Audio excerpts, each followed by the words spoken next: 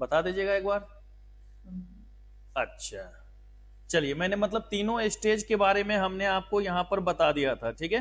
तीनों स्टेज को आप लोगों ने देख लिया था, वहां तक किसी को समझने में कोई दिक्कत तो नहीं थी ना बेटा? ठीक है, आज हम लोगों को करना है लॉन्ग रन वाला काम। ओके, लॉन्ग रन वाला काम हमें यहां पर देखना है, तो चलिए हम लोग समझते हैं लॉन्ग रन के बारे में और फिर उसके बाद बात करते हैं। बेटा देखो, अगर लॉन्ग रन की बात करें, किसकी बात करेंगे बेटा? अगर हम लोग लॉन्ग रन की बात कर रहे हैं तो लॉन्ग रन में हमने आपको क्या बताया था कि where all FOP are variable. FOP का मतलब बेटा factor of production. Where all FOP are variable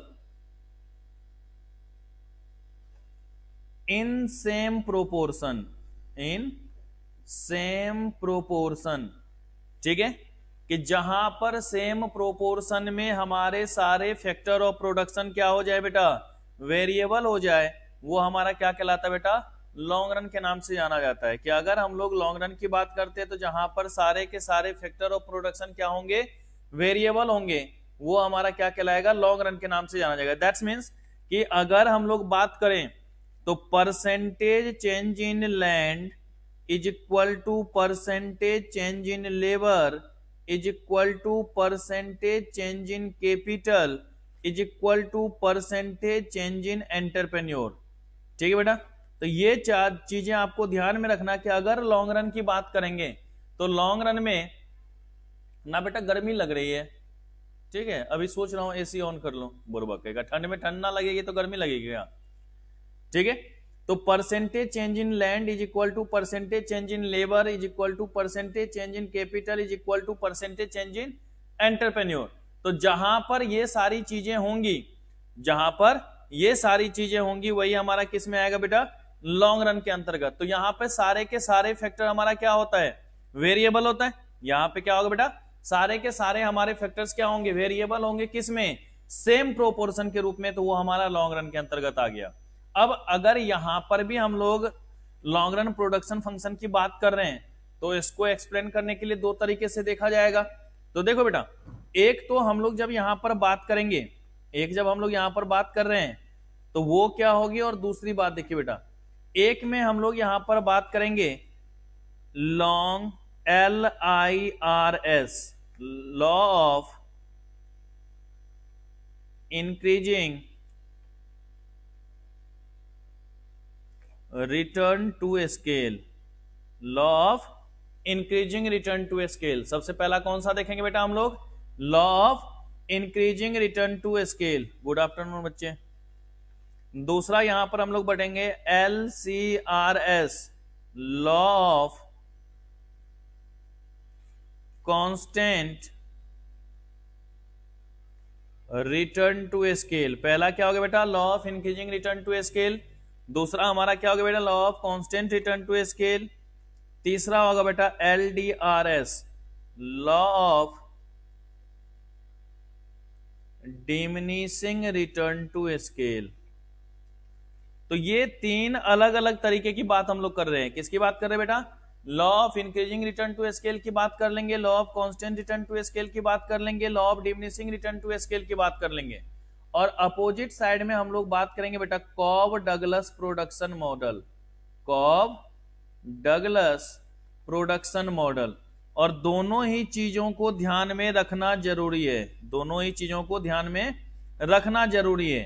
पहला तो इन तीनों को, law of increasing return to scale, law of constant return to scale, law of diminishing return to scale, और दूसरा हमारा क्या होगा बेटा? Cobb Douglas production model. तो अगर हम पहले वाले इन तीनों को एक्सप्लेन करने की कोशिश करें, इन तीनों को देखें तो क्या क्या होगा, जरा उस पर हम लोग गौर करते हैं। तो पहला क्या बताया बेटा हमने? इंक्रीजिंग रिटर्न टू स्केल ना, क्या लिखवाया था हमने? LIRS। तो अगर इंक्रीजिंग रिटर्न टू स्केल की बात कर रहे हैं, किसकी बात कर रहे हैं बेटा? इंक्रीजिंग। तो बेटा एक को बताओ, कहीं पर भी ऐसा हो कि इनपुट हमने कम लगाया और आउटपुट ज्यादा से बदल जाए, है कि नहीं? कि अगर मान लीजिए आपने 10% इनपुट लगाया और आउटपुट 15% से बढ़ जाए, कि बेटा मैंने अगर आप लोगों से ये कहा बेटा 1 घंटे आप मेहनत कर लो तो इको BCK में ना आपके 80 मार्क्स आ जाएंगे। आपने 1 घंटे मेहनत शुरू किया और इको बीसी के में आपके 85 आ जाए, तो भैया आपने 1 घंटे के लिए कितना सोचा था, 80 सोचा था, आया कितना बेटा 85 ना, तो 5 नंबर से बढ़ गया या नहीं बढ़ गया। तो अगर कहीं पर इनपुट जितना लगाते हैं उससे ज्यादा का बदलाव अगर हमारे आउटपुट में हो जाए तो वो हमारे लिए क्या कहलाएगा बेटा, इंक्रीजिंग रिटर्न टू स्केल के नाम से जाना जाएगा। कि अगर कहीं पर भी जितना हमने इनपुट लगाया उससे ज्यादा अगर हमारा आउटपुट बदल जाता है, उससे ज्यादा अगर हमारा आउटपुट बदल जाता है, उससे ज्यादा अगर हमारे आउटपुट में चेंजेज आती है, तो वो हमारा किस नाम से जाएगा बेटा, इंक्रीजिंग रिटर्न टू स्केल के नाम से। ठीक है बेटा, इंक्रीजिंग रिटर्न टू स्केल के नाम से। ये चीजें आपको ध्यान में रखना है। फिर उसी तरीके से कि जितना हमने इनपुट में बदलाव किया, जितना हमने इनपुट में बदलाव किया अगर उतना ही हमारे आउटपुट में बदलाव हो जाए, जितना हमने इनपुट में बदलाव किया उतना ही अगर हमारे आउटपुट में बदलाव हो जाए, तो वो हमारा किस नाम से जानेगा बेटा, कांस्टेंट रिटर्न टू स्केल। मतलब परसेंटेज चेंज इन इनपुट बराबर क्या हो गया बेटा, परसेंटेज चेंज इन आउटपुट।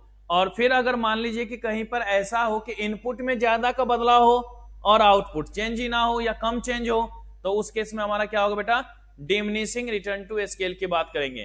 तो अगर कहीं पर law of increasing return to scale है तो इसका मतलब होता है कि percentage change in input, percentage change in input is less than percentage change in output.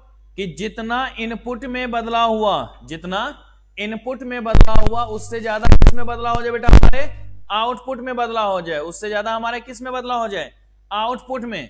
कि if input changed by 10% but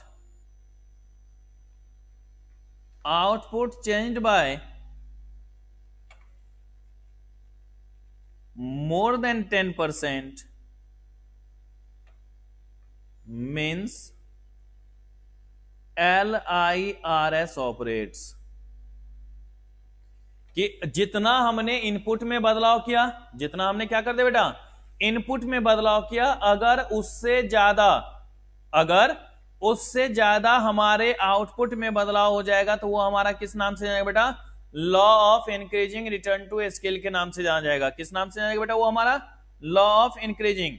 तो पहला बात तो ये ध्यान में रखना है कि जितना से इनपुट चेंज होगा उससे ज्यादा क्या होना चाहिए, आउटपुट में बदलाव होना चाहिए। फिर है दूसरा बेटा हमारे पास LCRS, law of constant return to scale. तो अगर कहीं पर भी कांस्टेंट रिटर्न टू स्केल है, अगर कहीं पर भी कांस्टेंट रिटर्न टू स्केल है, तो इसका मतलब क्या होगा कि भैया अगर कांस्टेंट है तो जितना इनपुट में बदलाव हुआ है उतना ही क्या होना चाहिए, आउटपुट में बदलाव होना चाहिए।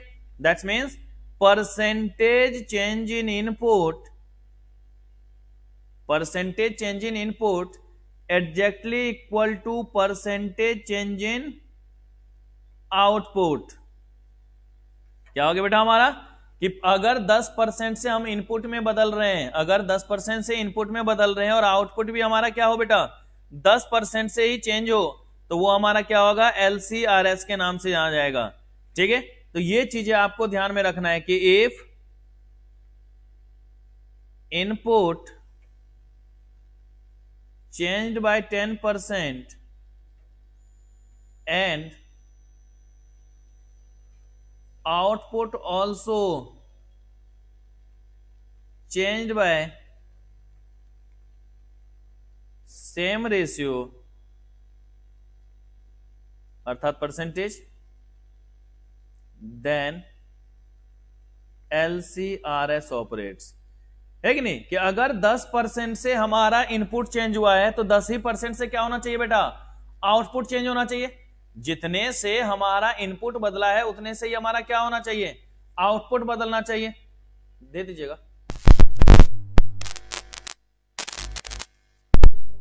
ठीक है, जितने से हमारा इनपुट चेंज होगा उतने से ही हमारा क्या हो जाए बेटा, आउटपुट चेंज हो जाए। जितने से हमारा इनपुट चेंज हुआ है उतने से ही हमारा क्या हो, आउटपुट चेंज हो जाए, तो वो हमारा क्या कहलाएगा बेटा, कांस्टेंट रिटर्न टू स्केल के नाम से जाना जाएगा।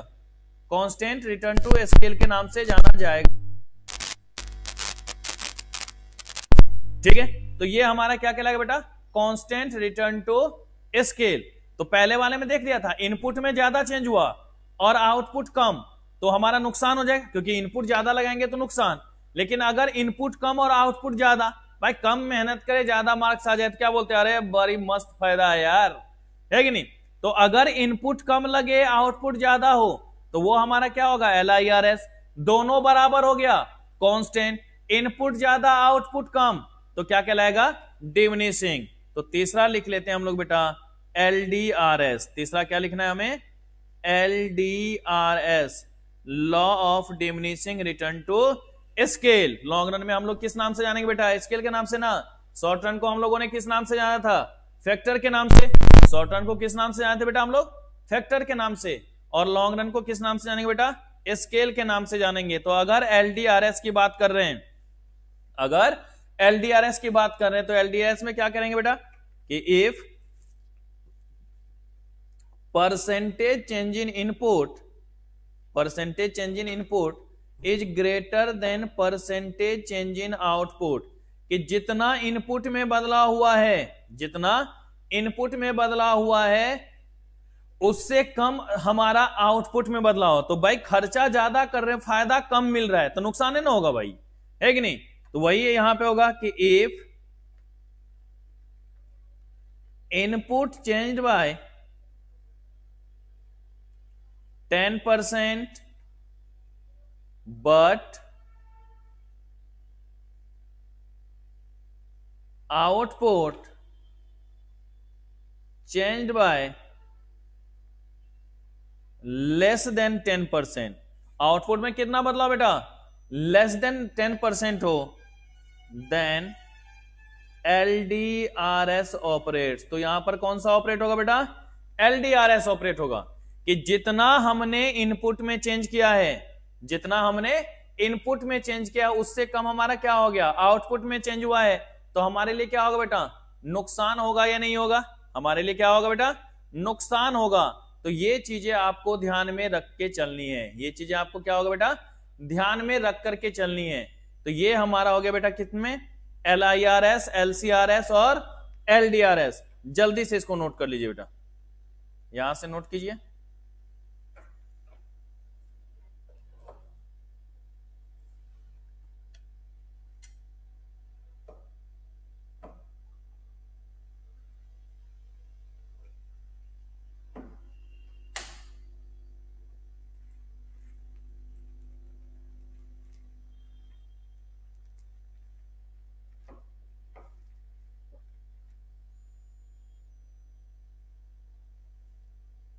क्या बात है नेहा, इतनी जल्दी।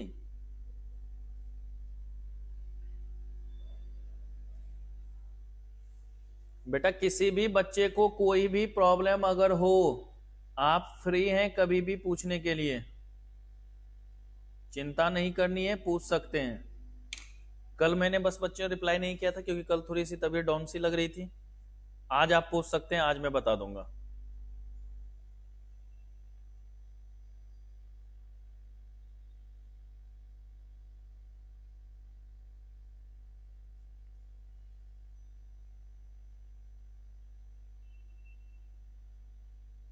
हाँ स्वस्थ रहें, अरे स्वस्थ ही है भाई।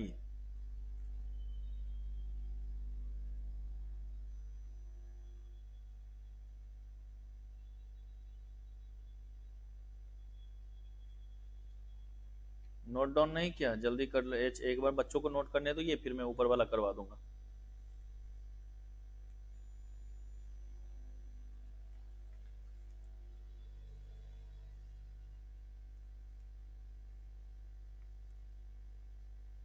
ओ भाई मैं बीमार ना, बीमार रहता तभी क्लास ले रहा होता, बुरबक कहीं का।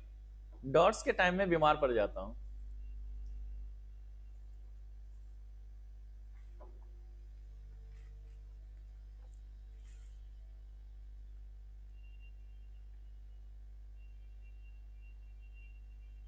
हो गया, LDRS भी लिख लो बेटा।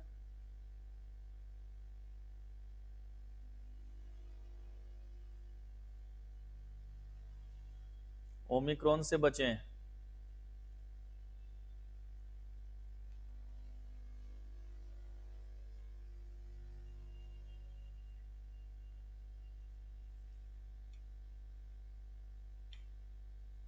समझे कि नहीं समझे नहीं बेटा, बूझे कि नहीं बूझे?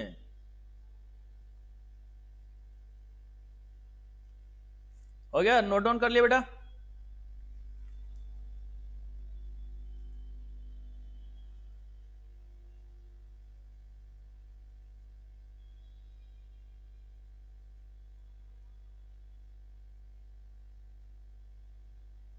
कोई दिक्कत किसी को यहां तक? शुक्ला जी जरा ऊपर वाला नोट कीजिए जल्दी।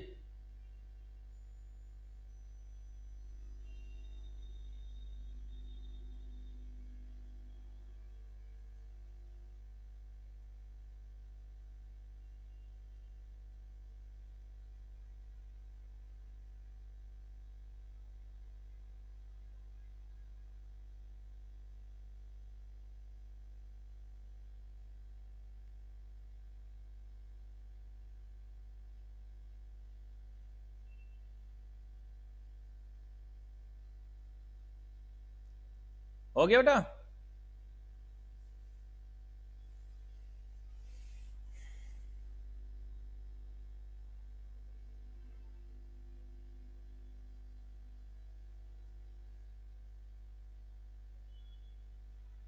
मैं पेटीएम यूज नहीं करता हूं। नोट कर ले बेटा सबने? बेटा फॉग चल रहा है।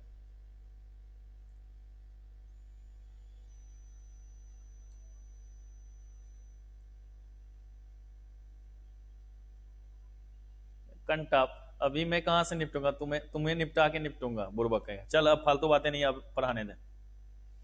चलो देखो बेटा, अब ये तो हमारी नॉर्मल सी कहानी थी जो हमने देखा। आपको फील यहां आया नहीं होगा। अब जरा फील लेते हैं हम लोग कॉब डगलस प्रोडक्शन मॉडल में। Cobb Douglas production model. Cobb Douglas production model. अगर कहीं पर कॉब डगलस प्रोडक्शन मॉडल की बात करते हैं तो देखो बेटा, हमने जो आपको बताया था, तो हमने आपको चार ही चीजें बताई ना यहां पर, लैंड, लेबर, कैपिटल, एंटरप्रेन्योर, कि जो हमारे पास फैक्टर्स हैं, जो भी हमारे पास फैक्टर्स हैं वो कितने हैं हमारे पास? चार ही हैं, लैंड, लेबर, कैपिटल और एंटरप्रेन्योर। कि जो हमारे पास फैक्टर्स हैं वो फैक्टर्स कितने हैं? चार, LLCE। ठीक है बेटा, मैं इस तरीके से लिख देता हूं, LLC और E, land, labour, capital, entrepreneur. लिखने की तो जरूरत नहीं है हमें, बोलो। तो देखिए, लैंड, लेबर, कैपिटल और एंटरप्रेन्योर। बेटा एक बताओ, जहां पर लैंड की बात करेंगे वहां मनी वैल्यू की बात करेंगे या नहीं, मतलब पैसा का ही बात हो रहा होगा। और जहां पर कैपिटल की बात करेंगे तो वहां भी पैसा का ही बात होगा। लेकिन अगर लेबर और एंटरप्रेन्योर की बात करते हैं, दोनों जगह पर ह्यूमन बीइंग की बात होती है नहीं, पर्सन की बात होती है नहीं होती है, रिलेटेड टू ह्यूमन बीइंग होगा या नहीं होगा? तो लैंड प्लस कैपिटल, लैंड और कैपिटल जो है इसको हम लोग बेटा कैपिटल के नाम से ही जानेंगे। इसको किस नाम से जानेंगे बेटा? हम लोग कैपिटल के ही नाम से जानेंगे। कि अगर लैंड की बात कर रहे हैं और कैपिटल की बात कर रहे हैं तो उसको हम लोग नॉर्मली कैपिटल ही बोलेंगे। ठीक है, इसको मैं आगे डिनोट करूंगा बेटा सी से। इसको अब आगे मैं जब समझाऊंगा तो सी से यहां पे डिनोट करेंगे। लेकिन अगर कहीं पर भी लेबर और एंटरप्रेन्योर की बात करेंगे तो चूंकि ह्यूमन बीइंग से रिलेटेड है तो यहां पर क्या होगा बेटा? लेबर की बात होगी। इसको हम लोग एल से डिनोट करेंगे। तो अब आगे जो भी हम यहां पर पढ़ेंगे वहां पर या तो हम एल लिखेंगे या तो सी लिखेंगे। अगर हमने सी लिख दिया तो आपको वहां पर लैंड और कैपिटल दोनों की बात समझ जानी है, और अगर हमने एल लिख दिया वहां पर तो वहां पर क्या होगा बेटा? लेबर और एंटरप्रेन्योर की बात होनी है। ठीक है, देखो गौर से कि अगर कहीं पर हमने लेबर प्लस एंटरप्रेन्योर लिखा तो उसको हमेशा लेबर से दिखाएंगे। अगर लैंड प्लस कैपिटल की बात करेंगे तो वहां पर हमेशा क्या होगा? कैपिटल की बात करेंगे। देखो, कोई भी काम करते तो हर चीजों की जरूरत है ना, लैंड की भी जरूरत है, लेबर की जरूरत है, कैपिटल की जरूरत है और एंटरप्रेन्योर की जरूरत है। इन सभी चीजों की जरूरत है।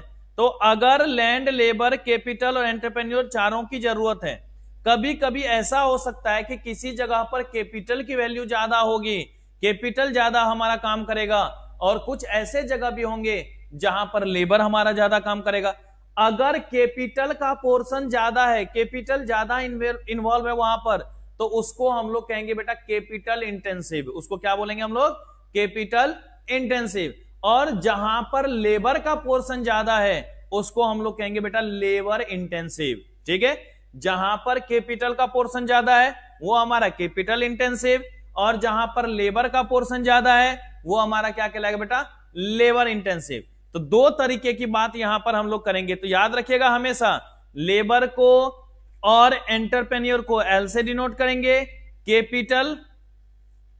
कैपिटल को और लैंड को हमेशा क्या करेंगे बेटा? सी से डिनोट करेंगे। तो ये चीजें आपको बेसिकली यहां पर ध्यान में रख के चलनी है कि अगर हमारे पास लैंड और कैपिटल है और लेबर और एंटरप्रेन्योर है, तो अगर लेबर और एंटरप्रेन्योर का पोर्शन ज्यादा है तो उसको हम लोग लेबर इंटेंसिव कहेंगे, और अगर लैंड और कैपिटल की ज्यादा है तो उसको हम लोग कैपिटल इंसेंटिव कहेंगे। अब इसमें बात कैसे बनती है, कैसे हम लोग इसका काम करते हैं? तो देखिए बेटा, यहां पर मैं एक छोटा सा फैक्टर बना रहा हूं जिसके बेसिस पे बात होगी। कहता है output is equal to K denoted to any constant, L की पावर अल्फा, सी की पावर बीटा। देखो बहुत जगह पे यहां पर ना, हाँ बेटा सुजल वही समझाऊंगा अभी, यहां पे वही पूरा का पूरा चीज यहां पे समझाऊंगा अभी, कि हमने लिखा Q बराबर के एल की पावर अल्फा एंड सी की पावर बीटा। देखो बेटा, जो नॉर्मली बुक वगैरह में आपको मिलेगा, बुक वगैरह में आप लोग देखेंगे तो वहां पर लिखा होगा Q is equal to K L की पावर ए या अल्फा एंड सी की पावर 1 माइनस ए, इस तरीके से लिखा होगा। दोनों एक ही चीजें हैं, कोई अंतर नहीं है। मैं बताऊंगा कि क्यों दोनों एक ही चीजें हैं। ठीक है बेटा, दोनों एक ही चीजें हैं, पर क्यों है वो मैं आगे अभी आपको समझाऊंगा कि कैसे हमने उस चीज को लिखा है, किस तरीके से हम लोगों ने उसको देखा है। तो देखिए बेटा, हमने यहां लिखा कि आउटपुट बराबर क्या? के एल की पावर अल्फा सी की पावर बीटा। क्या होगा बेटा? Q is equal to K L की पावर अल्फा एंड सी की पावर बीटा। अब देखिए बेटा, अगर L इज ग्रेटर देन सी हो, अगर L इज ग्रेटर देन सी हो, मतलब L का मतलब क्या? लेबर ना बेटा, लेबर और एंटरप्रेन्योर, और सी का मतलब लैंड एंड कैपिटल। तो अगर L जो है वो सी से ज्यादा हो तो इसको हम लोग कहेंगे बेटा लेबर इंटेंसिव। इसको क्या कहेंगे? लेबर इंटेंसिव के नाम से जानेंगे, लेबर इंटेंसिव कहलाएगा। लेकिन अगर वहीं पर L लेस देन सी हो, अगर L लेस देन सी हो, तो यहां पे अब कैपिटल की वैल्यू ज्यादा होगा ना बेटा, तो इसको हम लोग किस नाम से जानेंगे बेटा? कैपिटल इंटेंसिव के नाम से जानेंगे। किस नाम से जानेंगे बेटा इसको? हम लोग कैपिटल इंटेंसिव के नाम से जानेंगे। तो दो तरीके की बात हो गई ना, कि अगर L ज्यादा है सी से, अगर L ज्यादा है सी से तो हम उसको क्या कहेंगे बेटा? Labour intensive. और अगर L लेस देन सी है तो उसको हम लोग क्या कहेंगे बेटा? Capital intensive. तो दो तरीके की बातें यहां पर है, कैपिटल इंटेंसिव और लेबर इंटेंसिव। लेकिन सर आपने जो यहां पर लिखा है कि output is equal to K L की पावर अल्फा सी की पावर बीटा, तो अल्फा और बीटा का तो कोई काम हुआ ही नहीं। यहां पर अल्फा और बीटा का तो कोई काम हुआ नहीं। तो अगर अल्फा और बीटा का काम नहीं हुआ है, उसका अगर काम हम लोग करने के लिए जाएं तो क्या यहां पर काम बनेगा? तो जरा गौर से देखिएगा बेटा, मैं जो जिस चीज को यहां पर लिख रहा हूं उसको अच्छे से समझने की कोशिश कीजिएगा। कहता है कि अगर ऐसा हो, पहला कि if alpha plus beta is greater then 1, alpha plus beta is greater then 1, कि अगर अल्फा और बीटा की वैल्यू 1 से ज्यादा हो जाए तो क्या होगा? या if alpha plus beta is equal to 1, ठीक है बेटा, कि अगर अल्फा और बीटा की वैल्यू 1 के बराबर हो जाए, या alpha plus beta is less then 1। हो सकता है नहीं हो सकता कि अल्फा प्लस बीटा की वैल्यू 1 से ज्यादा हो जाए, अल्फा प्लस बीटा 1 के बराबर हो जाए, alpha plus beta less than 1 हो जाए, तो देखिए बेटा, जहां पर अल्फा और बीटा की वैल्यू 1 होगी उसको हम लोग कहेंगे LIRS। उसको क्या कहेंगे बेटा हम लोग? LIRS। कि भाई जितना लेबर और कैपिटल हमने लगाया और बेनिफिट हमें ज्यादा मिल रहा है, तो अगर अल्फा प्लस बीटा की वैल्यू 1 से ज्यादा हो तो वो हमारे लिए क्या होगा बेटा? Law of increasing return to scale.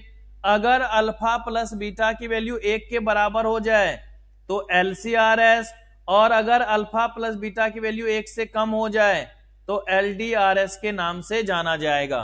अगर अल्फा प्लस बीटा की वैल्यू 1 से ज्यादा हो तो क्या हो जाएगा बेटा? LIRS। अगर अल्फा प्लस बीटा की वैल्यू 1 के बराबर है तो LCRS, और अगर कम है तो LDRS। बेटा एक बार बताओ, अगर LCRS है तो उसमें हमने क्या लिखा? अल्फा प्लस बीटा बराबर कितना? 1।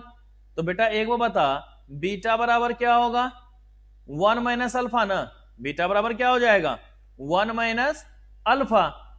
तो अब एक बात जरा गौर से बताइएगा, क्या यही चीजें यहां पर ऊपर में मेंशन की गई थी या नहीं की गई थी?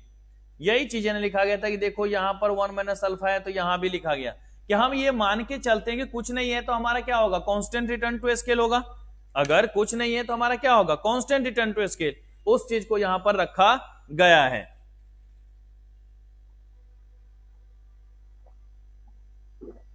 हाँ सुजल, अब बताओ बेटा क्या नहीं समझ में आया?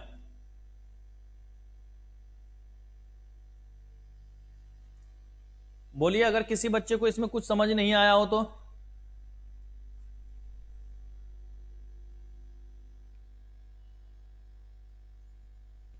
बेटा वो ऊपर वाला पार्ट को यही लिखा है मैंने, ऊपर वाले पार्ट में क्या नहीं आया? जैसे हमने बोला ना कि अगर कहीं पर एक बता, जैसे अभी तुम लोग पढ़ रहे हो, ठीक है, अब यहां पर मैं पढ़ा रहा हूं, आप लोग पूरा देख रहे हो, ये सारा का सारा टेक्नोलॉजी का इफेक्ट है या नहीं है? मतलब कैपिटल का पोर्शन ज्यादा है या नहीं है बेटा? तो हम इसको क्या बोलेंगे? कैपिटल इंसेंटिव ना। लेकिन जब तुम फेस टू फेस आ रहे थे, मैं रहूंगा तो क्लास चलेगी, मैं नहीं रहूंगा तो क्लास चलेगी क्या? नहीं, मतलब सब कुछ किसके ऊपर डिपेंड हो गया? ज्यादा पोर्शन मेरा इन्वॉल्व हो गया ना। अभी यहां पर क्या है कि मैं वीडियो देके दूंगा तब भी आप देख सकते हो, ठीक है, तो कैपिटल का ज्यादा फोर्स हो गया। लेकिन अगर मैं दूसरे टाइप से देखूं तो फेस टू फेस में क्या है? मेरा इफेक्ट ज्यादा है, मतलब लेबर की वैल्यू ज्यादा होगा। ओके, तो वो चीजें आपको कि अगर लेबर का पोर्शन ज्यादा है, लेबर और इंटरप्रेन्योर का पोर्शन ज्यादा है तो उसको लेबर इंटेंसिव कहेंगे, और अगर कैपिटल का पैसा ज्यादा है, मतलब कैपिटल की वैल्यू ज्यादा है, तो उसको कैपिटल इंसेंटिव कहेंगे। बस ये ध्यान में रखना है। ओके, हाँ सचिन, अल्फा प्लस बीटा बराबर 1 ना, वो मैं उस पर मैं अभी प्रैक्टिकल भी समझाऊंगा कि देखो अगर दोनों की वैल्यू 1 हो गई, इसका मतलब जितना इनपुट उतना हमारा आउटपुट ना बेटा। 1 के बराबर हुआ मतलब क्या? सेम हो गया। तो अगर सेम हो जाए तो उसको हम लोग कांस्टेंट रिटर्न टू स्केल कहेंगे। उसको क्या कहेंगे बेटा हम लोग? कांस्टेंट रिटर्न टू स्केल कहेंगे। इस चीज को ध्यान में रख के चलना है। अगर अल्फा प्लस बीटा की वैल्यू 1 से ज्यादा हो जाएगी तो उसको हम लोग क्या कहेंगे बेटा? इंक्रीजिंग रिटर्न टू स्केल कहेंगे। और अगर अल्फा प्लस बीटा की वैल्यू 1 से कम हो जाए तो उसको डिमिनिशिंग रिटर्न टू स्केल कहेंगे। तो ये चीजें आपको बेसिकली ध्यान में रखने की जरूरत होगी, ये चीजें आपको समझने की जरूरत होगी। ओके बच्चों, बोलिए।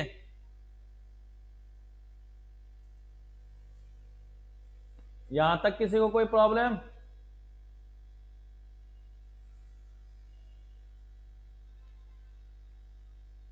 बोलो दीपक, क्या प्रॉब्लम है बेटा?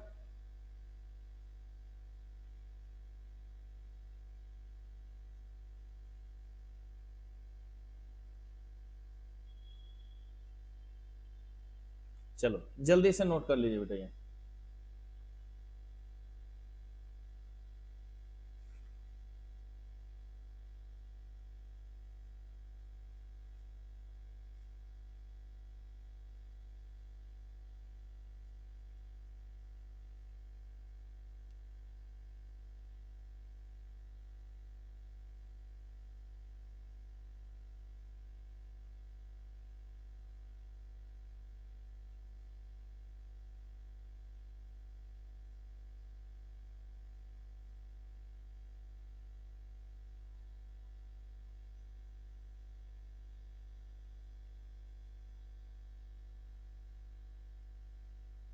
अरे ठीक है बेटा, चाय की जरूरत नहीं है, गर्म पानी पी रहा हूँ बेटा।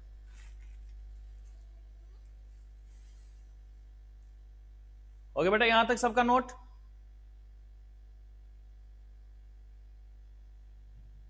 चलिए अब यहां से लिख लीजिए।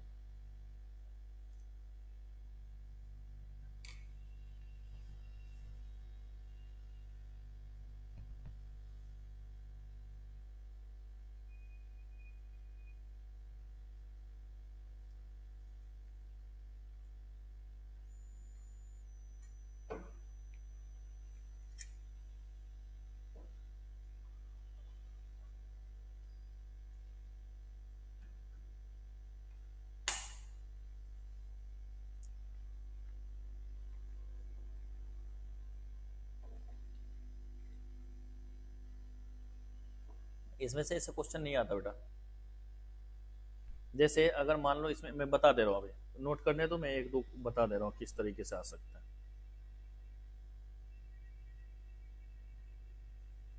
सबका हो गया बेटा डन?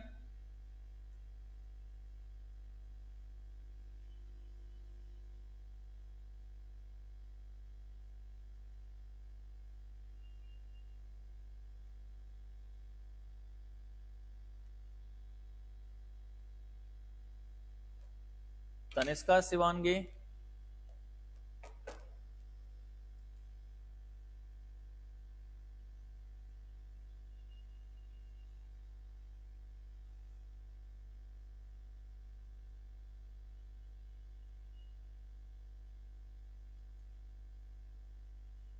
चलिए जी।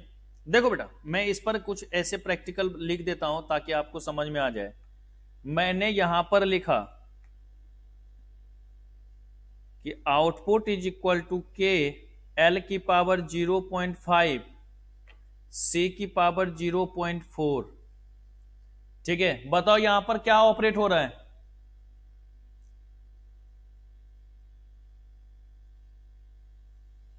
बुर्बक डी लिख दिया। डी में क्या लिखा है मैंने?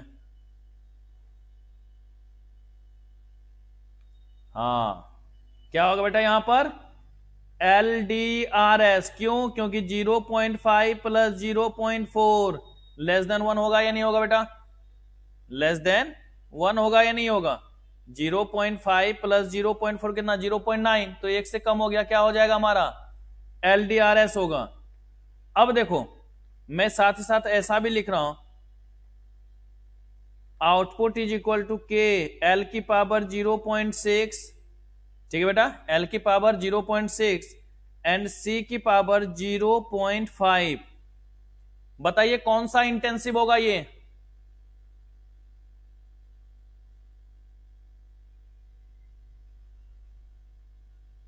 गलत। सही है मोहित।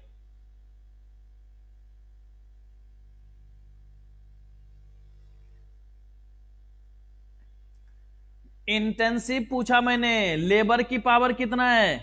0.6। कैपिटल की पावर कितनी है? 0.5। मतलब labour is greater then capital ना बेटा। Labour is greater then capital, तो कौन सा इंटेंसिव होगा? Labour intensive. इस तरीके से अगर आएगा तो कर सकते हो या नहीं कर सकते हो, बताओ अब। चलिए, अगर मैं आपको यहां पर ये लिख दूं कि if output is equal to K L की पावर 0.4। ठीक है, सी की पावर कुछ नहीं लिया है हमने, डैश दे दिया, सी की पावर भी कुछ नहीं। If L I R S operates, L I R S operates value of C. ठीक है, अब देखिए मैं ऑप्शन क्या क्या दे रहा हूं। ए में हो रहा 0.6, बी में दे रखा है बेटा मोर देन 0.6, सी में दे रखा है लेस देन 0.6, डी में दे रखा है नन ऑफ द अबव। अब बताओ कौन सा होगा बेटा? समझ गए ना अब किस तरीके से आएगा क्वेश्चन? कर लोगे इस तरीके से अगर कोई भी आएगा तो?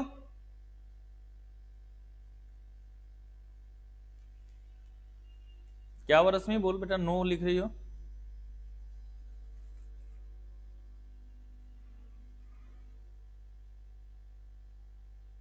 रश्मि बोलो बेटा, क्या दिक्कत है?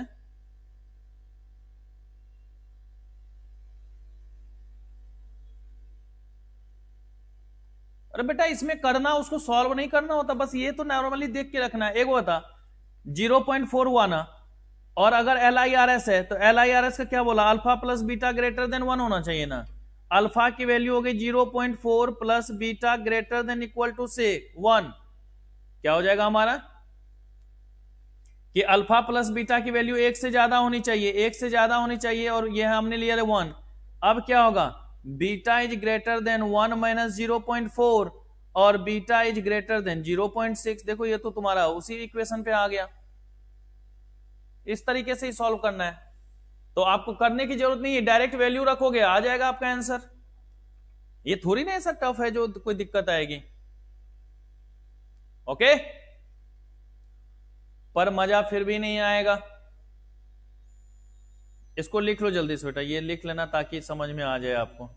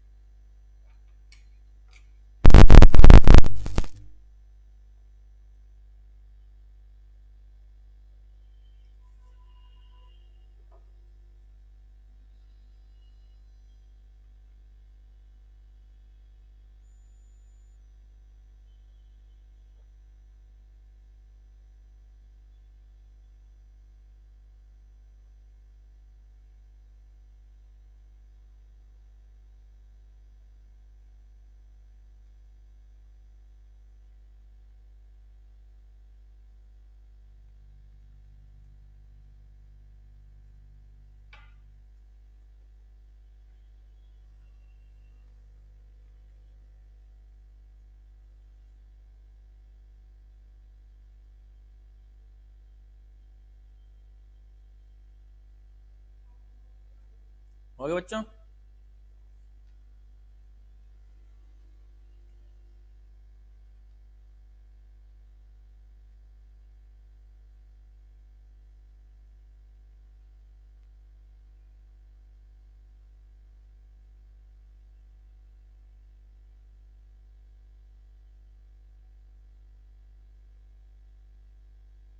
लिख लिया?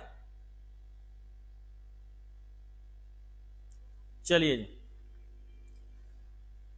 देखो बेटा, अब इसके बाद जो हमारे पास बात बनती है वो क्या होता है, तो लिखिएगा बेटा, economies and diseconomies of scale. Economies and diseconomies of scale.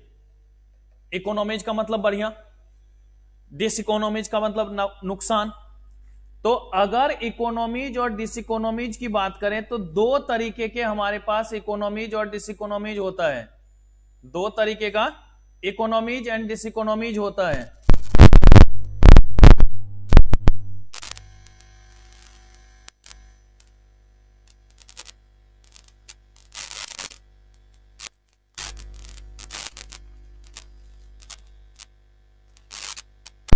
तो अगर बेटा यहां पर इकोनॉमीज और डिसइकोनॉमीज ऑफ स्केल की बात कर रहे हैं तो दो तरीके की बात होगी।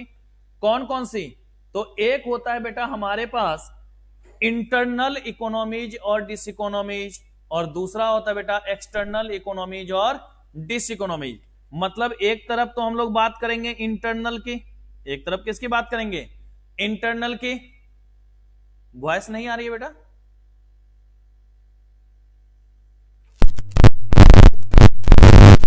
अब आ रही है?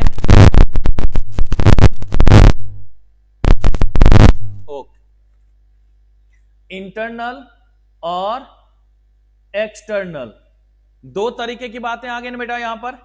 एक हो गया हमारा इंटरनल और एक हो गया एक्सटर्नल। देखो बेटा, अगर इंटरनल की बात करेंगे तो इंटरनल में भी दोनों चीजें होता है, इकोनॉमीज भी होगा और डिसइकोनॉमीज भी होगा। अगर इंटरनल की बात करेंगे तो इकोनॉमीज भी होगा और डिसइकोनॉमीज भी होगा।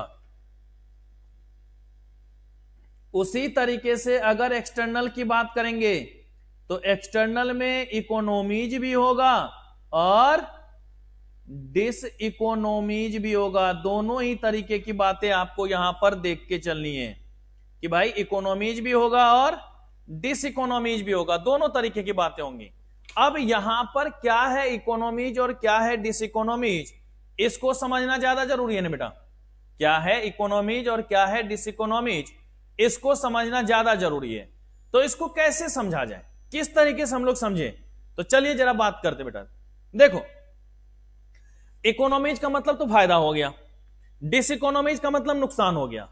अब जो है, अगर हमारे द्वारा किए गए काम से हमें कोई भी फायदा होता है तो वो हमारा क्या कहलाएगा, इंटरनल इकोनॉमीज, क्योंकि मेरे कारण हुआ है, ठीक है।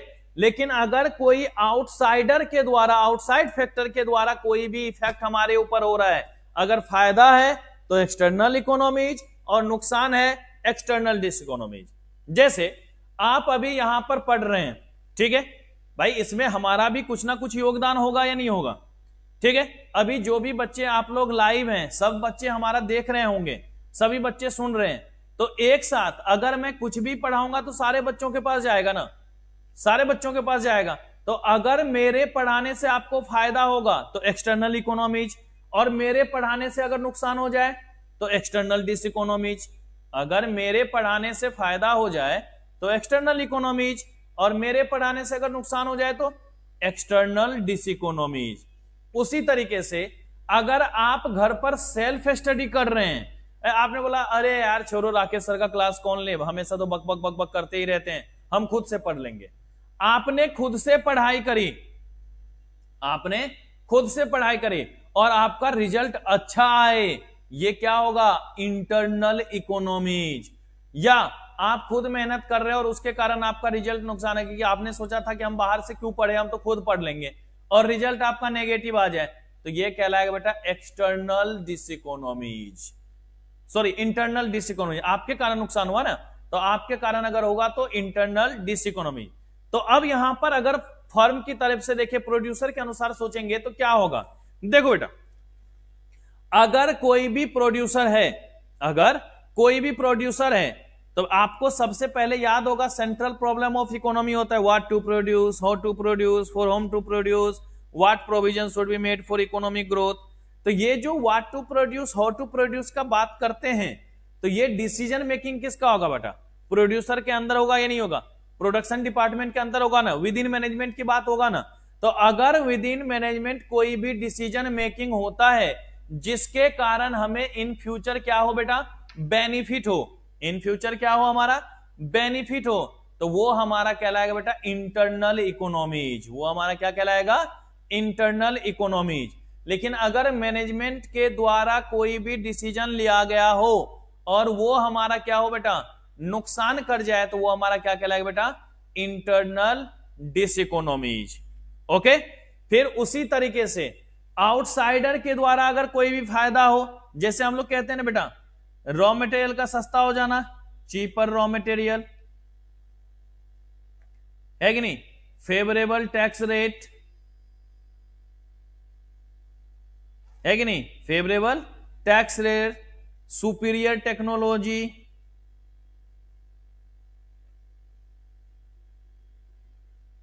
Superior technology, skilled labour. अगर ये सब हो रहा है तो ये आपके लिए फायदा है या नहीं है, ये क्या होगा आपके लिए, फायदा होगा।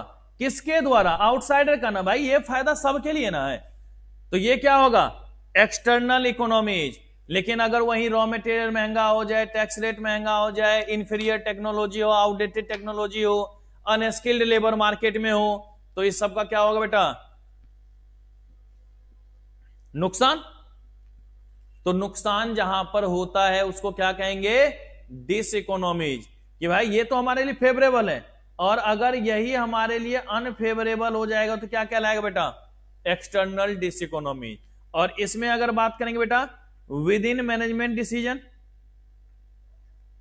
मैनेजमेंट डिसीजन कि जो भी मैनेजमेंट का डिसीजन होगा उसके द्वारा अगर फायदा या नुकसान होगा, कि मैनेजमेंट डिसीजन अगर फेवरेबल है अगर फेवरेबल है तो इकोनॉमीज, और अगर मैनेजमेंट डिसीजन अनफेवरेबल हो गया तो वो क्या कहलाएगा बेटा, डिस इकोनॉमीज के नाम से जानेगा। कौन सा, इंटरनल। ठीक है, तो ये बेसिकली आपको ध्यान में रखना है। इसके लिए जो मैंने नोट्स भेजा हुआ है उससे एक बार पढ़ना कंपलसरी है बेटा, उसमें से जरूर एक बार आप पढ़ लेंगे, ज्यादा याद रखने की जरूरत नहीं है। मैंने पहले भी बोला है कि मेरे सिलेबस में कुछ भी एक्स्ट्रा याद रखने की जरूरत नहीं, जितना करवा रहा हूं उतना ही याद रखना है, जैसे पढ़ा रहा हूं वैसे ही पढ़ना। गलत पढ़ा रहा हूं गलत पढ़ो, है कि नहीं, मुझे नॉलेज नहीं है, मैं गलत ही पढ़ा रहा हूं तो आपको गलत ही पढ़ना है, सही पढ़ना भी नहीं है। जितना पढ़ा रहा हूं उतना पढ़ना है बात, ठीक है। रिजल्ट की जिम्मेदारी मेरी होगी। चलिए जी, जल्दी से नोट कर लीजिए इसको।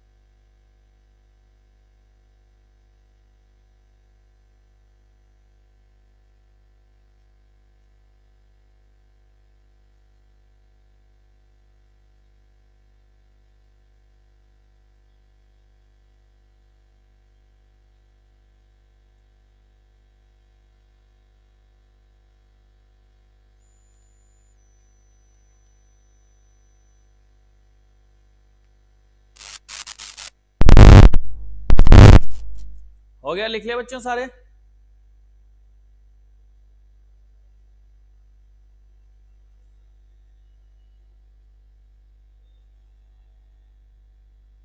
बस 5 बच्चों ने अभी तक डन करा है बेटा।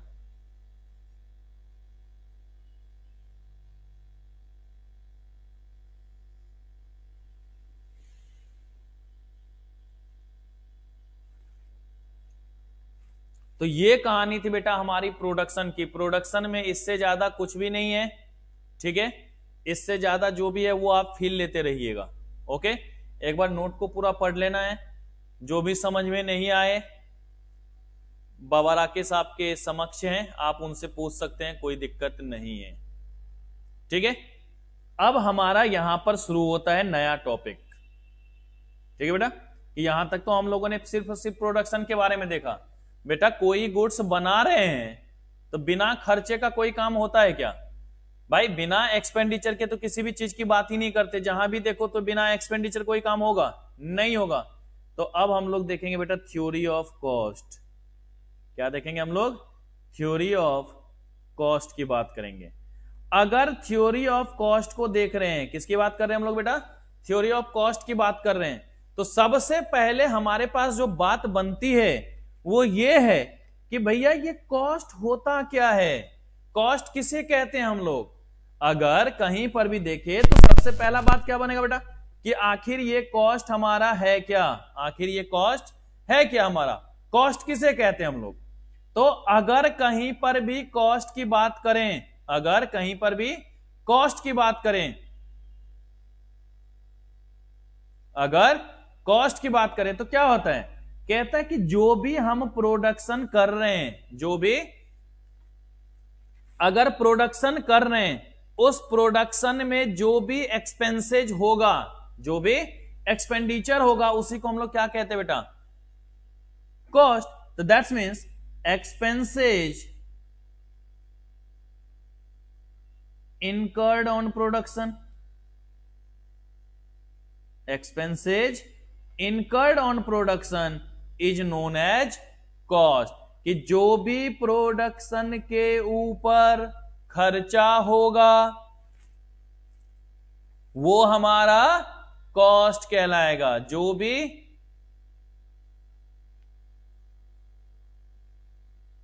बेटा प्राइस सिर्फ अगर लिखते हैं तो प्राइस दोनों तरीके से हो सकता है, ठीक है। एक सेलिंग प्राइस है, एक कॉस्ट प्राइस है, दोनों का अंतर अलग अलग मीनिंग होता है बेटा, ठीक है। कॉस्ट का मतलब डायरेक्टली कि बनाने का जो खर्च हुआ है उसमें हम अलग टाइप से देख लेंगे, लेकिन अगर प्राइस कह रहे थे वो सेलिंग है या कॉस्ट प्राइस है वो तो लिखना पड़ेगा ना आपको, ठीक है।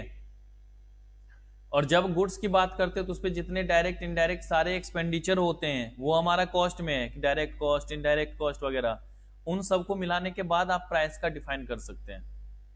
ठीक है, तो अगर जो भी, उसे सेलिंग प्राइस तो कहते ही हैं,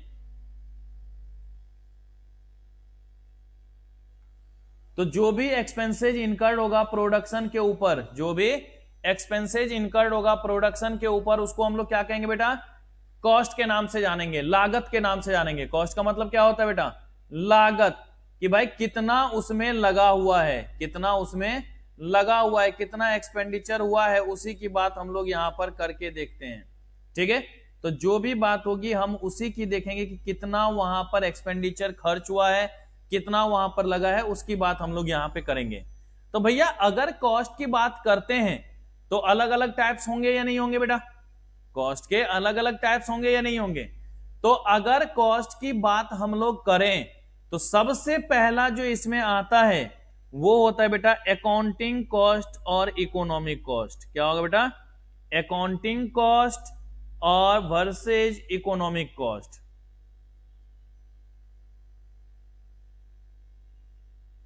ठीक है, accounting cost versus economic cost. अब देखिए, अगर अकाउंटिंग कॉस्ट की बात करते हैं, अगर किसकी बात करेंगे बेटा हम लोग? अकाउंटिंग कॉस्ट की बात करेंगे, तो सबसे पहले समझना यह होता है कि सर अकाउंटिंग कॉस्ट हमारा होता क्या है, किसको कहते हैं हम लोग अकाउंटिंग कॉस्ट। ठीक है बेटा, तो अगर अकाउंटिंग कॉस्ट है तो अकाउंटिंग का दूसरा नाम होता है बेटा एक्सप्लिसिट कॉस्ट। क्या कहेंगे इसको हम लोग? Explicit cost. एक्सप्लिसिट का मतलब क्या हो गया? बाहरी खर्चे। क्या हो गया बेटा? बाहरी खर्चे। बाहरी खर्चे मतलब क्या? जो आउटसाइडर को किया गया खर्च है, ऐसा पेमेंट जो हमारा बाहरी लोगों पे खर्चा किया गया है, वो हमारा क्या कहलाएगा बेटा? Explicit cost. That's means expenditure incurred on, expenses incurred on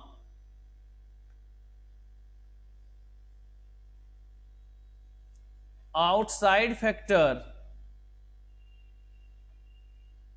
is known as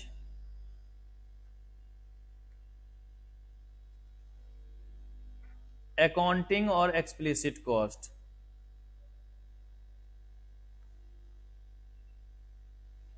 ठीक है, कि अगर कोई भी आउटसाइडर फैक्टर पर किया गया खर्चा है, अगर कोई भी आउटसाइड फैक्टर पर किया गया खर्चा है, कोई भी ऐसा एक्सपेंडिचर है जो आउटसाइडर पे किया गया है, तो वो हमारा क्या कहलाएगा बेटा? एक्सप्लिसिट कॉस्ट के नाम से जाना जाएगा। वो क्या कहलाएगा हमारा? Explicit cost. जैसे पेमेंट मेड टू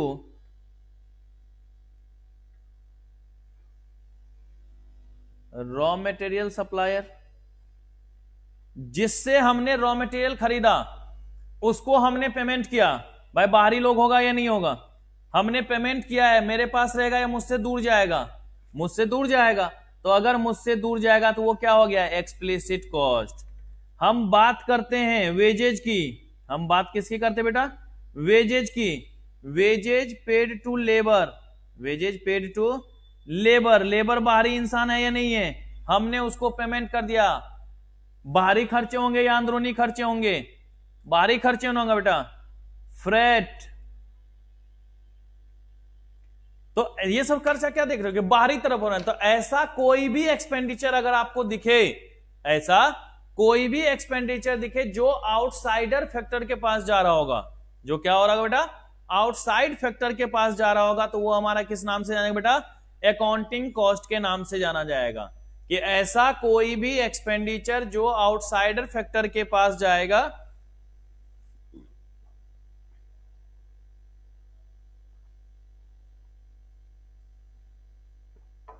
ठीक है, ऐसा कोई भी एक्सपेंडिचर जो आउटसाइडर फैक्टर के पास जाएगा, वो हमारा किस नाम से जानेगा बेटा?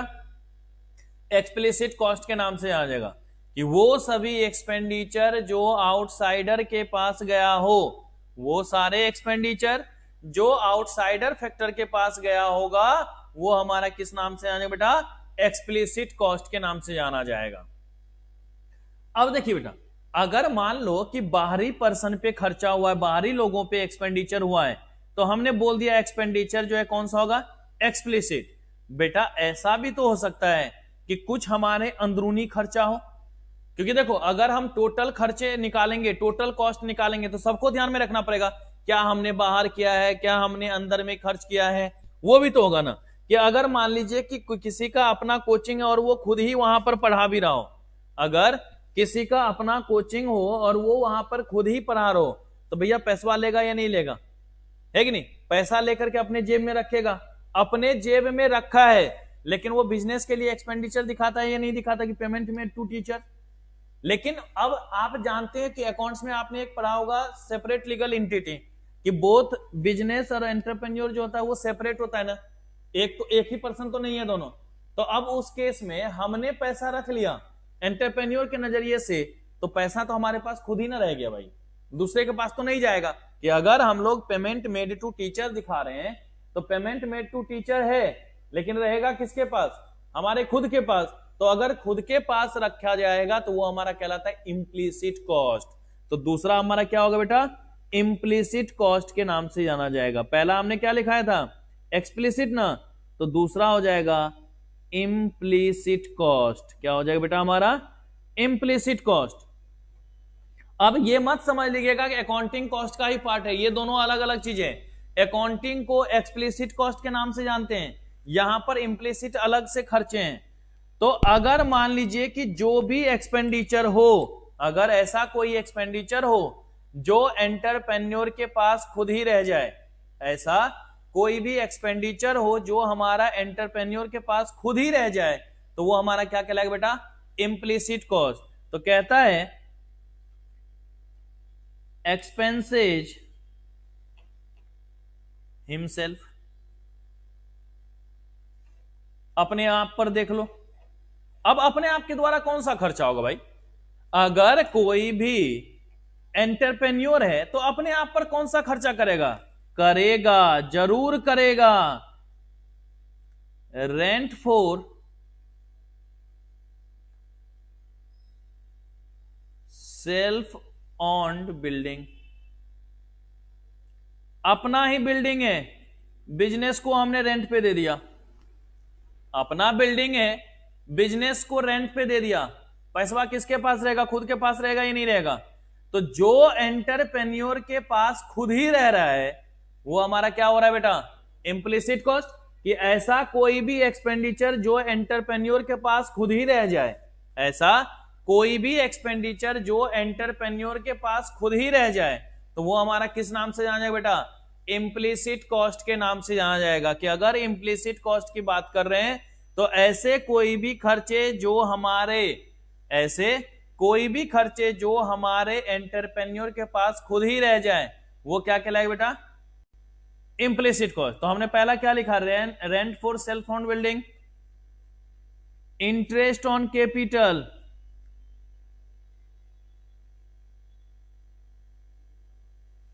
सैलरी एंड रेमुनरेशन,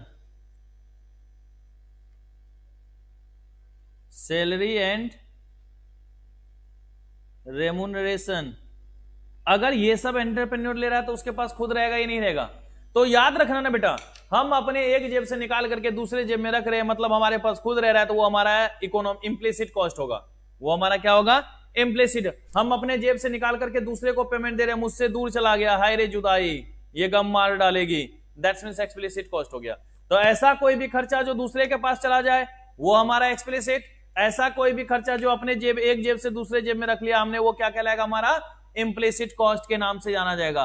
तो ये दो तरीके के कॉस्ट हमारे यहां पर होते हैं, कौन कौन सा बेटा, एक हमारा एक्सप्लिसिट और एक हमारा इम्प्लिसिट। एक्सप्लिसिट ही हमारा क्या कहलाता है, अकाउंटिंग कॉस्ट के नाम से जाना जाता है।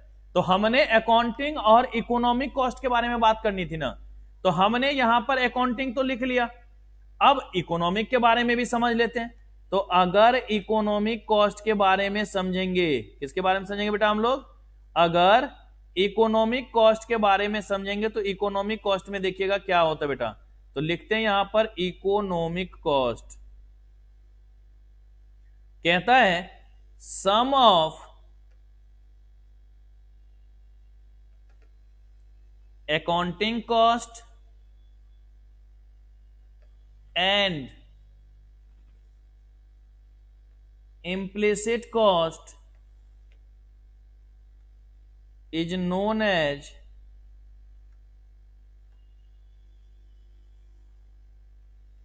Economic cost. कि जो भी हमारे पास अकाउंटिंग कॉस्ट है, जो भी हमारे पास अकाउंटिंग कॉस्ट है और जो भी हमारे पास क्या है बेटा इंप्लिसिट है, तो accounting is known as explicit. तो मतलब हम ये कह सकते हैं कि एक्सप्लिसिट और इंप्लिसिट को अगर मिला दिया जाए, एक्सप्लिसिट और इंप्लिसिट को अगर मिला दिया जाए तो वो हमारा किस नाम से जानेगा बेटा? इकोनॉमिक कॉस्ट के नाम से। वो हमारा किस नाम से जानेगा बेटा? इकोनॉमिक कॉस्ट के नाम से। तो अगर कहीं पर आपको इकोनॉमिक कॉस्ट देखना है तो लिखेंगे economic cost is equal to, बेटा सारे बच्चे इस चीज को ध्यान से रखिएगा, इसमें से क्वेश्चन आता ही आता है, हर बार आएगा। Economic cost is equal to accounting cost, that's means explicit, accounting कह दो या एक्सप्लिसिट कह दो एक ही है ना, प्लस इंप्लिसिट कॉस्ट।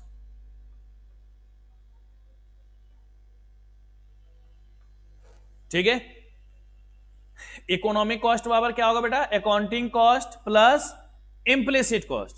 तो भैया एक बताओ, चलो कॉस्ट तो हमने निकाल लिया, कॉस्ट तो हमने निकाल लिया। जब भी कॉस्ट निकालते हैं ना तो बिना फायदा के कोई काम होता है क्या? तो हम लोग किसकी बात करते हैं? प्रॉफिट के। बेटा याद रखिएगा, मैंने एक चीज बताया कि जब तक इकोनॉमिक्स पढ़ रहे हैं हम लोग, प्रॉफिट को हमेशा पाई से डिनोट करना। ठीक है, कोई मना करे तब भी हमेशा किससे डिनोट करना है बेटा? पाई से डिनोट करना है। तो प्रॉफिट बराबर क्या होता है बेटा? Revenue minus cost, revenue minus cost.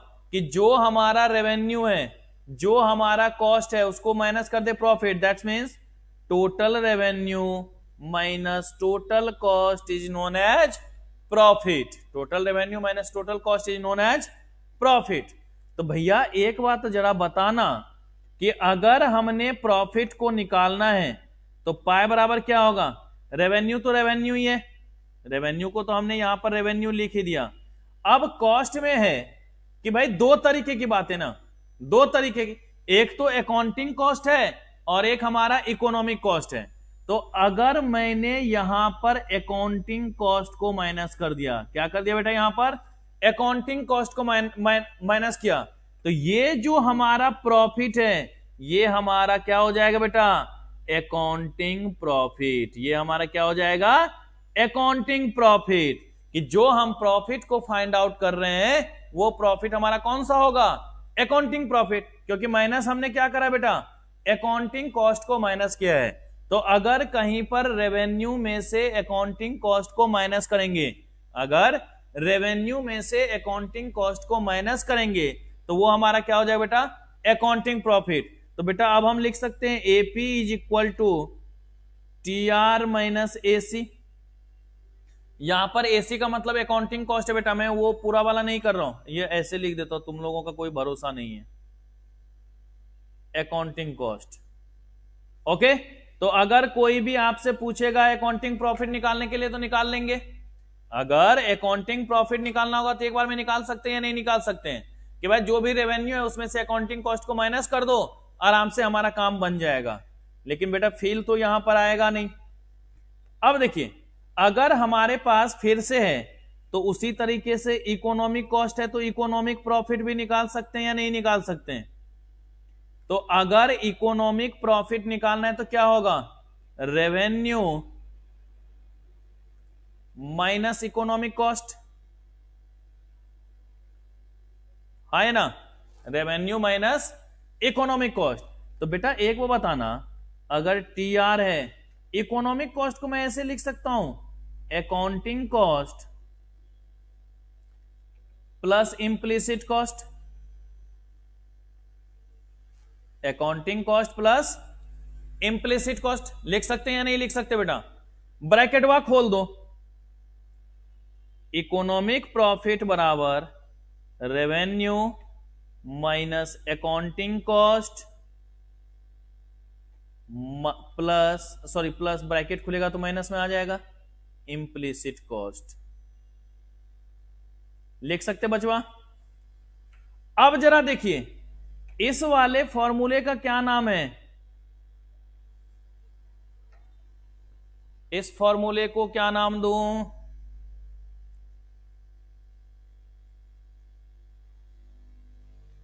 बोलो जल्दी।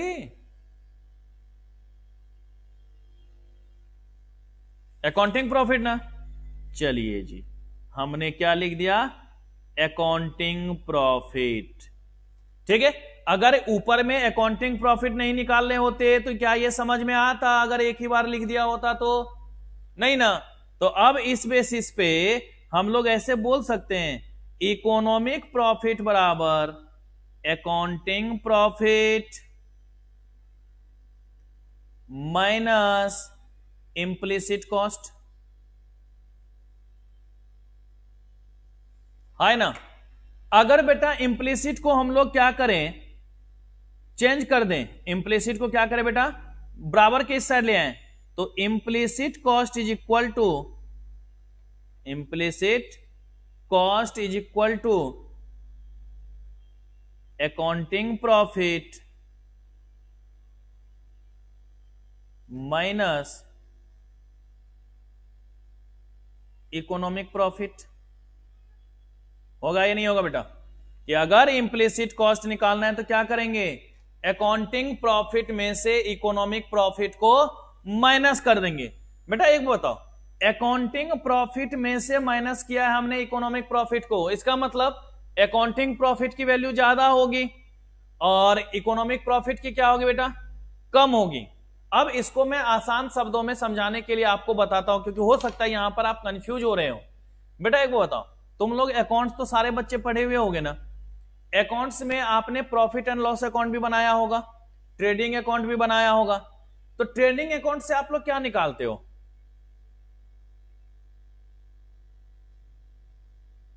बोलो, ट्रेडिंग अकाउंट से क्या निकालते हो? अगर ट्रेडिंग अकाउंट बना रहे हैं तो उससे क्या निकालते हो? रश्मि बेटा कहां पर खोई हुई हो बेटा? ट्रेडिंग अकाउंट से ग्रॉस प्रॉफिट निकलता है।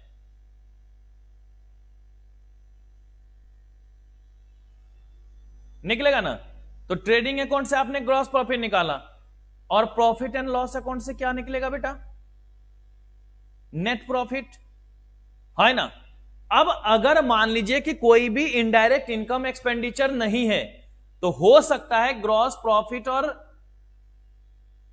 नेट प्रॉफिट बराबर हो जाए, लेकिन अगर कोई एडिशनल एक्सपेंडिचर है तो ग्रॉस प्रॉफिट कम हो जाएगा, ग्रॉस प्रॉफिट ज्यादा हो जाएगा ना नेट प्रॉफिट से बेटा। नेट प्रॉफिट क्या होगा, कम हो जाएगा, और ग्रॉस प्रॉफिट क्या होगा, ज्यादा हो जाएगा। तो हम लोग नॉर्मली कहते हैं कि ग्रॉस प्रॉफिट जो होता है greater than equal to net profit, है कि नहीं। उसी तरीके से हम लोग यहां पर आपको एक समझाने के लिए बस लिख देते हैं, गौर से देखिएगा क्या लिख रहा हूं मैं यहां पर, कि accounting profit is greater than economic profit. Accounting profit is greater than economic profit. कहते अच्छा क्यों? Due to implicit cost. किसके कारण बेटा? Implicit cost. क्या सर जी ऐसा हो सकता है अकाउंटिंग प्रॉफिट बराबर इकोनॉमिक प्रॉफिट? हां हो सकता है। कब? When implicit cost is zero. लेकिन ऐसा कभी भी संभव है क्या बेटा इम्प्लिसिट कॉस्ट कुछ ना हो? कुछ ना कुछ होगा या नहीं होगा बेटा? तो ये चीजें आपको बेसिकली ध्यान में रखना है। इसी तरीके से ये तो प्रॉफिट वाला हो गया। अगर कॉस्ट का रिलेशन देखा जाए बेटा, याद रखना जहां प्रॉफिट ज्यादा है इसका मतलब कॉस्ट क्या होगा? कम होगा ना। तो कहेंगे accounting cost less than economic cost ना बेटा। Accounting cost less than economic cost. क्यों? किसके कारण? Due to implicit cost. किसके कारण बेटा? Implicit cost. और अगर इम्प्लिसिट कॉस्ट जीरो हो जाए तो दोनों बराबर होगा या नहीं होगा? क्योंकि जो आउटसाइडर फैक्टर पे हुआ है, इनसाइडर पे कुछ हुआ नहीं है, तो वही हमारा टोटल कॉस्ट हो गया। ओके, तो बेटा याद रखना, चाहे आगे मैं कुछ भी आपको पढ़ाऊंगा, कहीं मैं नॉर्मल प्रॉफिट लिख दूं, कहीं मैं नॉर्मल लॉस लिख दूं, कहीं एबनॉर्मल प्रॉफिट लिख दूं, सबका मतलब लिखने के लिए, वो चूंकि आपको समझाना होता है इसलिए मैं लिखता हूं, उसका मतलब इकोनॉमिक प्रॉफिट से होता है। क्योंकि मैंने आपको पहले ही एंटरप्रेन्योर के टर्म में ये बताया हुआ था कि एंटरप्रेन्योर को जो भी प्रॉफिट होता है उसको हम लोग अकाउंटिंग प्रॉफिट में नहीं देखते हैं, उसको किस टर्म में देखते हैं बेटा? इकोनॉमिक्स के टर्म में अकाउंटिंग इकोनॉमिक प्रॉफिट के रूप में देखेंगे। ठीक है, तो अगर कहीं पर जैसे नॉर्मल प्रॉफिट होगा या नॉर्मल लॉस होगा तो वो हम इकोनॉमिक्स से रिलेटेड बात कर रहे होंगे। ठीक है, अकाउंटिंग टर्म्स में मत देखना उसको, अकाउंटिंग टर्म्स में उसको देखने की जरूरत नहीं है। ठीक है, तो मैं जैसे भी लिखवा दूंगा वैसे कर लेना। चलिए जल्दी से यहां पर नोट कर लीजिए बेटा। क्या यहां तक सबको समझ में आया?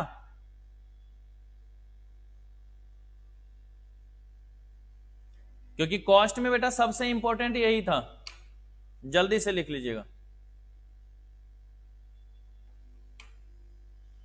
अच्छा, मुस्कान ने नोट भी कर लिया, तब तक तनिष्का ने भी नोट कर लिया।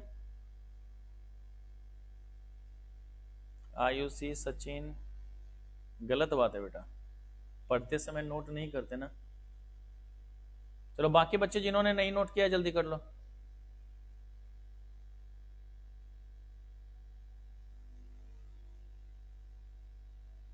ओके,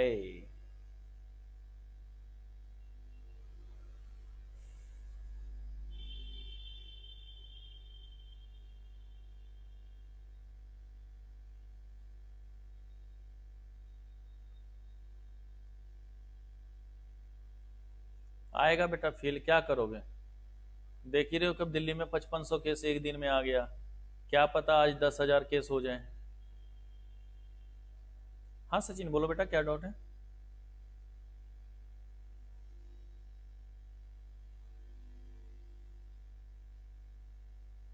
हाँ पूछना बेटा, क्या डाउट से, या कॉल कर लेना मुझे, कोई दिक्कत नहीं है।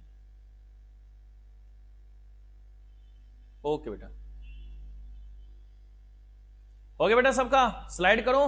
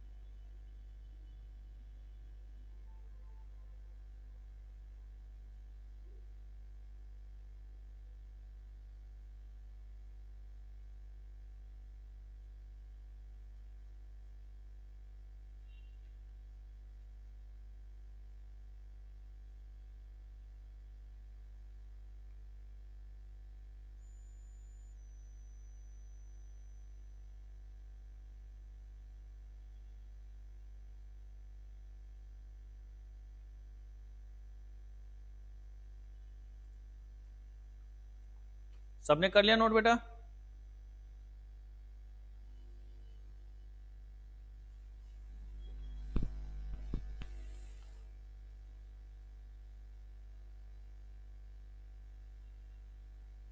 स्लाइड कर दूं?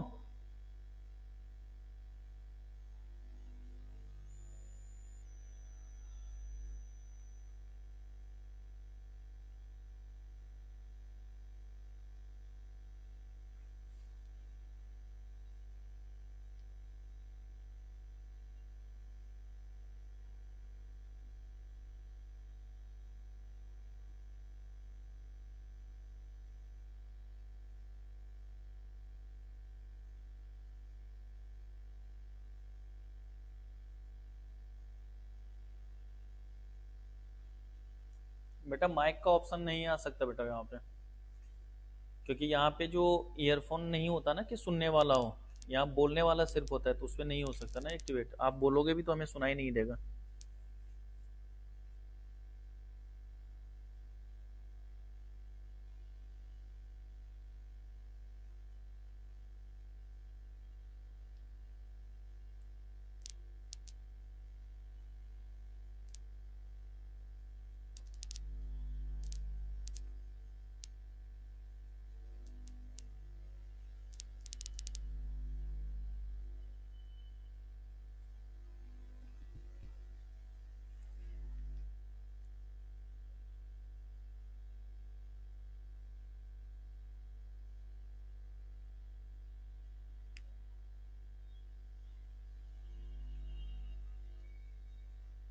हाँ बेटा से बताओ, सही तो है दोनों।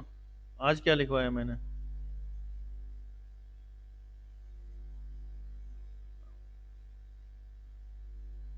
अरे बुर्बक, मैंने एक में प्रॉफिट लिखा है एक में कॉस्ट लिखा है, तो क्या दिक्कत हो गई? अगर कॉस्ट बराबर होगा तो प्रॉफिट भी बराबर ही होगा ना रे। ठीक है।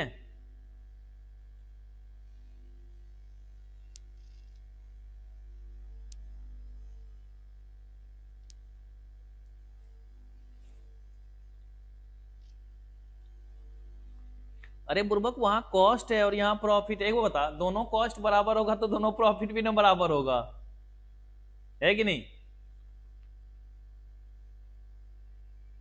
अगर इम्प्लिसिट कॉस्ट कुछ भी नहीं है तो इसका मतलब अकाउंटिंग कॉस्ट ही हमारा क्या है? इकोनॉमिक कॉस्ट है।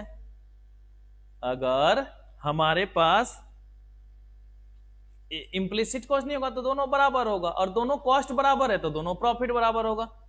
ओके सचिन?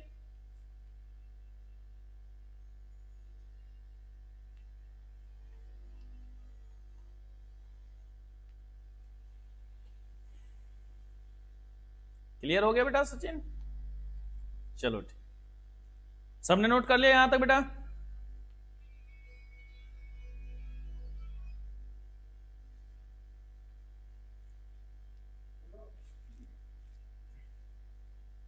चलिए लिख लीजिए।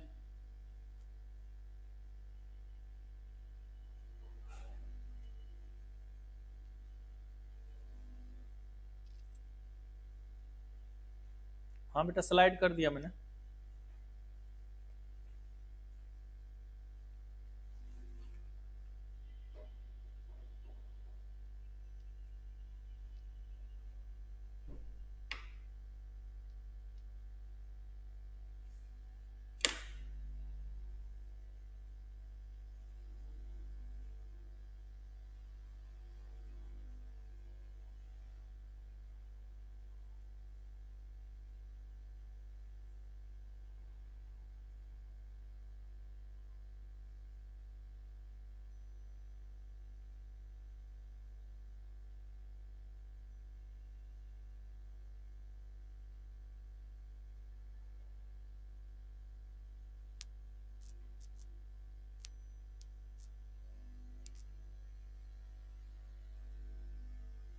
हो गया?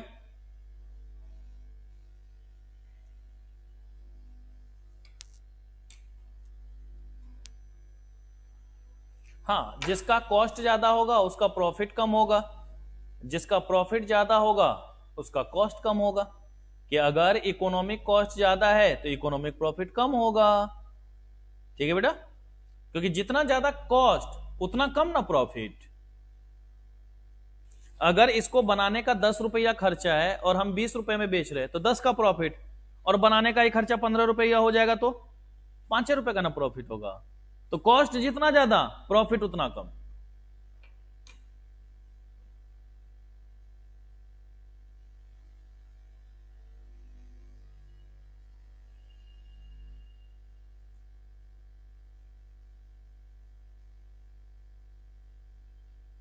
ठीक है बच्चों? अब जरा यहां पर एक बात देखना, मैंने जो आपको अभी नोट्स भेजा होगा कुछ दिन पहले, ठीक है, उसको एक एक लाइन पढ़ना है। जो हमने नोट्स भेजा है उसका, चाहे मैंने पीपीटी प्रेजेंटेशन भेजा हुआ है या फिर अपना बुक वाला भेजा हुआ है, उसके एक एक लाइन को पढ़ना है।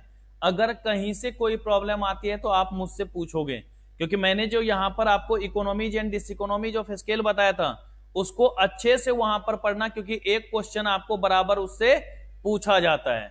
ओके, तो आज सारे बच्चे उसको पढ़ो, और कोई भी प्रॉब्लम होता है तो उससे मुझे कल तक पूछो, ठीक है। फिर परसों हम लोग इसमें आगे कंटिन्यू करके देखेंगे, ठीक है बेटा। आप मुझे मैसेज कर देना, मैं फिर से डाल दूंगा नोट्स, ओके, या मैं ग्रुप में फिर से भेज दूंगा, ठीक है बेटा। तो इसको एक बार अच्छे से कर लेना आप आज।